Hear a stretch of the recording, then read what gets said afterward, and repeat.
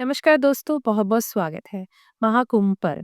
अगर आपने अभी तक गंगा मैया में जाकर स्नान नहीं किया, तो ज़रूर कोशिश कीजिए जाइए और उसका लाभ उठाइए। देखिए, यहाँ पर कुछ हिदायतें भी मैं आपको देना चाहूँगी, जिससे आपका गंगा स्नान आपको ज़्यादा से ज़्यादा लाभ देगा। इससे पहले हम इसकी महिमा जानते हैं।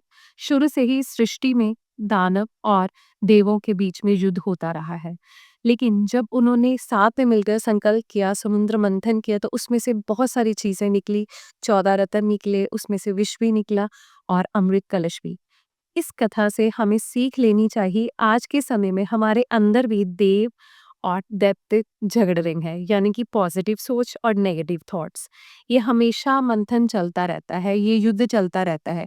लेकिन इस युद्ध को विराम देकर हमें मंथन करना चाहिए अपने मन का, अपनी आत्मा का, अपने थॉट प्रोसेस, जो राइट डिसीजन निकलेगा उस पर फिक्स रहना चाहिए। ये इस कथा से हमें सीख मिलती है और ये बहुत ही ज़रूरी है। आज के समय में हम बाहरी प्रॉब्लम से इतना परेशान नहीं हैं, जो हम अपनी आंतरिक प्रॉब्लम से परेशान हैं। हर छोटी-सी बात को हम स्ट्रेस में ले लेते हैं, बहुत बड़ा बना देते हैं सोच-सोच कर, और कई बार हमें मार्गदर्शन नहीं मिलता। एक तरफ मन कहता होता है कि इस रास्ते पर नहीं जाना, दूसरी तरफ मन कह रहा होता है कोई बात नहीं, शॉर्टकट ले ले, देखा जाएगा। बस वहीं पर आपने समझना है कि शॉर्टकट लेना चाहिए या फिर मेहनत से मंजिल पर जाना चाहिए। तो ये आपने समझना होगा। और आज कुछ और टिप्स मैं देने जा रही हूँ। महाकुंभ पर्व पर अगर आप जा रहे हैं या फिर किसी भी धार्मिक यात्रा पर जाते हैं, तो उसका आपको पूर्ण लाभ कैसे मिले?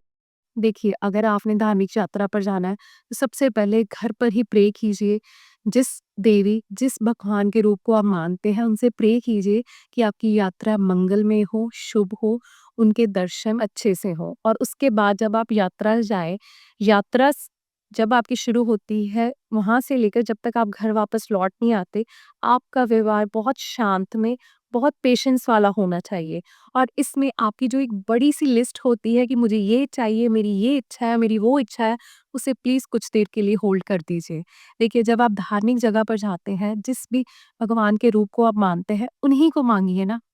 वो आपके लिए बैठे हैं आपको सब कुछ देने के लिए, लेकिन हम वहाँ पर जाकर भौतिक चीज़ें माँगते हैं, वो मत माँगिए। आत्मिक सुकून माँगिए, मन की शांति माँगिए और भगवान की कृपा माँगिए। देखिए फिर आपकी यात्रा कितनी मंगलमय होगी। और जो आप पेशेंस के साथ यात्रा करेंगे, जिसमें आप हँसी-मज़ाक, ठिठोली नहीं करेंगे, किसी के साथ झगड़ा नहीं करेंगे, गुस्से में नहीं आएँगे, फिर आपको इसका पूर्ण लाभ होगा। अगर आपने हँसी-मज़ाक करना है, तो फिर किसी पिकनिक पर जाइए। अगर लड़ाई झगड़ा करना है, तो उससे बचकर आप जिम में जाइए। लेकिन अगर धार्मिक यात्रा जाना है, उसका पूर्ण लाभ लेना है, तो अच्छे से जाइए। और ये छोटी-छोटी चीज़ें ही हमारे बहुत काम आती हैं। मन का सुकून खोती भी हैं और मन का सुकून प्राप्त भी करती। और पुण्य सबसे पहले मनसा से शुरू होता है, जो हम थॉट प्रोसेस क्रिएट करते हैं।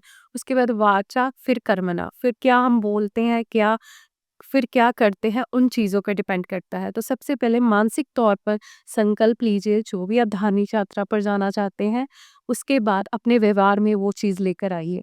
फिर आपको पूर्ण लाभ मिलेगा ही मिलेगा उस धार्मिक यात्रा का। और आपको मैं बता दूँ, अगर आप धार्मिक यात्रा करते हैं, उससे आपका भाग्य भी चमकता है। तो मैं हमेशा अपने क्लाइंट्स को बोलती हूँ, जब भी मौका मिले धार्मिक यात्रा पर ज़रूर जाइएगा, प्रभु का आशीर्वाद लीजिएगा, उनकी कृपा लीजिएगा, फिर देखिएगा आपका भाग्य आपका साथ कैसे